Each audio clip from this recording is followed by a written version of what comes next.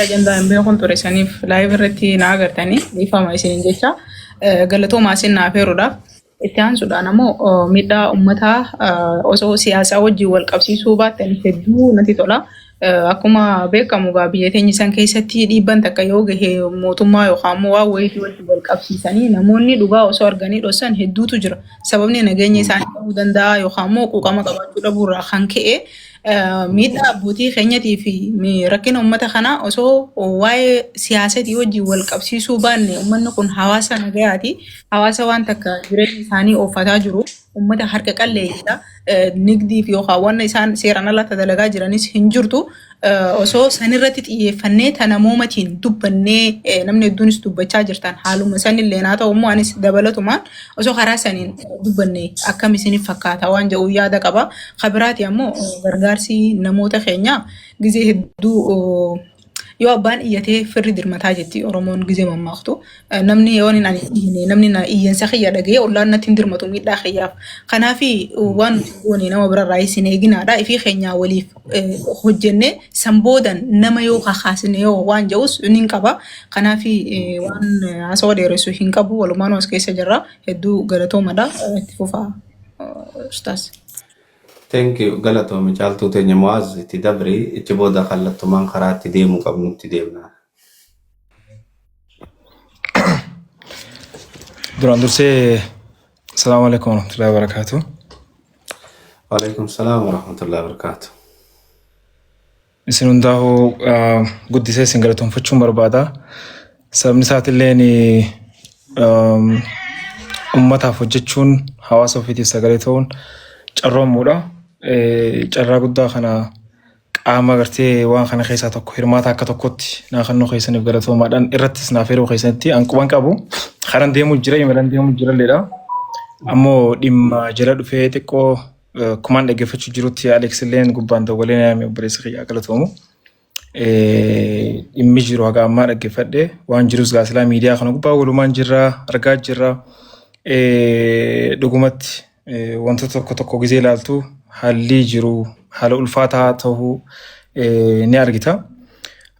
Kanarratti ammoo qabxiilee tokkoon dubbachuu barbaada. Duraan dursee uummanni keenya hawaasni keenya warri viidiyoo tana daawwatus kabaja daawwachuuf ta'ulleen waan waraabamee asirra deemaa jiru kana dhugumatti galatoomaadha yeroo teessan qaalii tanaaf gumaachitanii waan as jirtaniif isinillee ijoolleen teenyagaa warri dhageettii qabdan as gubbatti bakka tokkotti akkatti dhuftanii gaafa dhimma dhuunfaa keessanii lafa keessanii sa'aatan as laawamee godhuu dandeessanii sa'aata kitti as dabarsitaniif guddaa galatoomaadha rabbiin gaajazaa keessanii isin haa kafalu isin jechuu barbaada. Maali amma wanni jiru miidiyaa gubbaa walumaan jirra ni agarra.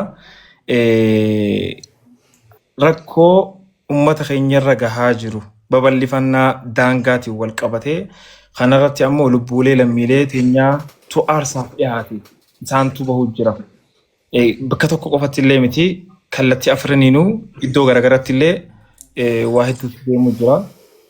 Wantoota kanneen gaafa ilaaltu dhugumatti namatti dhaga'ama akkuma obboleettiin teenya jetteetti galatoomii caaltuu teenya wallaahi waan bareedaa jettee duraan dursa waan as gubbatti haasawuu kanaaf Oguta akkasuma Moaz Qiyanaafse Mu'ee Max dhiisi hottu as deebii kaameraa banadhu itti dhiisi waan itti jirtu hottu gamaa kana kaameraa banadhu taa'e poleesoo. Namni hundi jarruma kana hamsaa jala namni hundi akkasuma dafaatii kooppilinki godha nambaaraalii nama baay'ee biran waa ga'u taaptaaf illee godha itti fufi Moaz.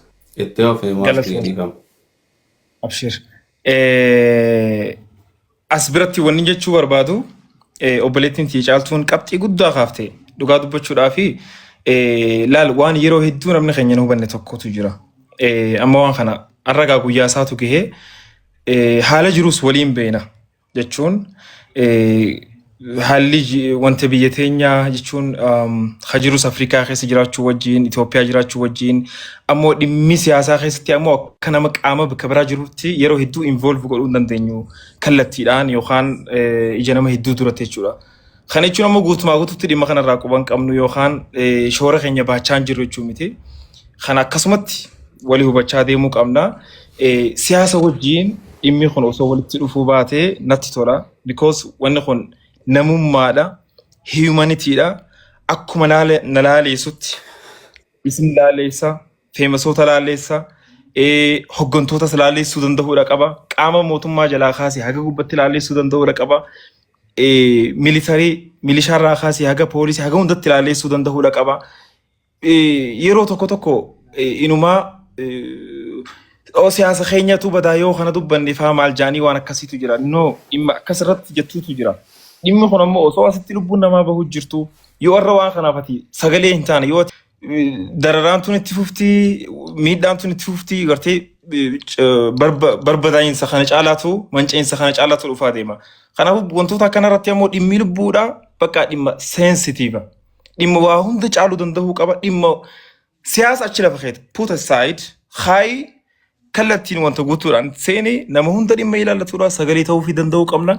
Roga hundaan hundinuu anarraa maaltu eeggama sirraa maaltu eeggama qaama sanarraa maaltu eeggama qaamni hundinuu gaafa gartee roga isarraa eeggamu walitti fidee wanta je'ee furmaata bareedaa tokkootu wanta taa'e jechuudha. Kanaaf maali as biratti amma maaliif walitti dhufne wanni walitti dhufneef hagan as jala dhageettis galatoomee namni yaada kanas fidee asitti walitti nu qabeessa. Ummata keenyaaf sagalee ta'uu fi dararaan tun akka irraa dhaabbattu godhuu fi haala danda'ameen garteemi isaan deeggaruu jechuun meeshaa deeggarsaa waan isaan barbaachisu nyaata dhugaatii akka isaan wantarraa wanta jedhan isaan kana sappoortu godhuudha deeggarsa godhuudhaaf. Hayyee isaan kana deeggaruuf yookaan isaan kanaaf sagalee ta'uuf bifa kamiin nurraa eeggama. Fakkeenyaaf akka yaada kiyyaatti yookaan isaan kanaaf sagalee ta'uuf bifa kamiin nurraa eeggama. Fakkeenyaaf akka yaada kiyyaatti dhiifama.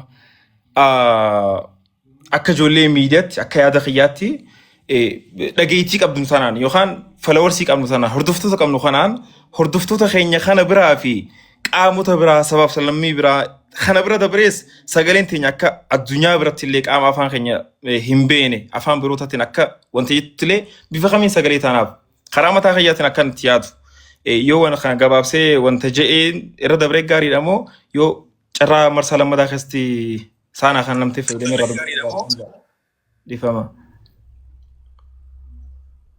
Laala ki goonu yaada jidduudhaan waan takkaan jira waan namni keenya dagate jira keenya jidduun yaada abdeet godhaatiti warra gartee silaa gargaarsa ummata kanaaf darbuudhaaf as jala tattaa'ee nu eegu jiru jira. Warra sanillee akkamitti ka gargaarsa darban wanni qabannee dhufne zeel kaashaappii waan akkasii qabannee dhufne. Baankiin Itoophiyaa illeen ati numa jirti garuu boruu nu dhufti ni gaafanna meedameen turaa ol baafnee gaafanna burqaasa ol baafnee gaafanna tanaaf jidduudhaan jara keenya ni dubbattan ni haasoytan ustaada keenya bagana ga'an dhuftanii hordoftoota keetitti atis jecha lama ji'ititi itti dabarra jara keenyatti. Assalamu alaikum warahmatullahi wabarakatuhu. Masha Allah baga dhuftanii warrumaan gastirra jiru warri namoonni hedduun flooraaf jalaa qabdan kun sheer wanni istoorii keessan irra godha akka namni viidiyoo teessan gisee gattu kee isin jala dhufuu danda'uuf. Istoora keessan irratti sheer godha. Inshallah yaada hedduudhaan boodatti deddeebi'ama namni haa dubbatu gara gargaarsaa osoo deemame kallattumaan yaada ja'uun qaba galatooma.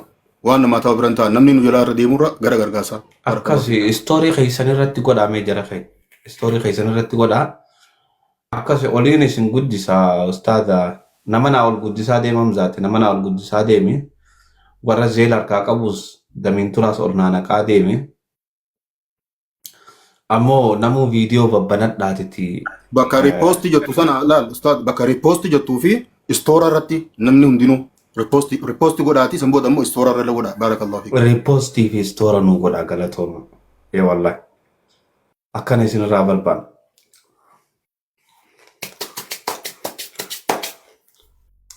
Dubbat eenyu mee namni mo'aasni qote irraa eenyuuf kannite Eekhoon jidduun gargaarsa seenuu qabna waan jettaniif gargaarsa seenaa rakkoon qabu. Laal gargaarsa lamaaf deemne. eenyu si ol baasa namoonni hin gabbuusu natti naaree naannatti mufatinaati beektaa dalagaa wal jalaa wanni goone. Hamza. Yoo. Gar tokkoon deemee gabbuute. Yeroo mee yeroo tokko nama akkaawuntii harkaa qabu nu harkisa.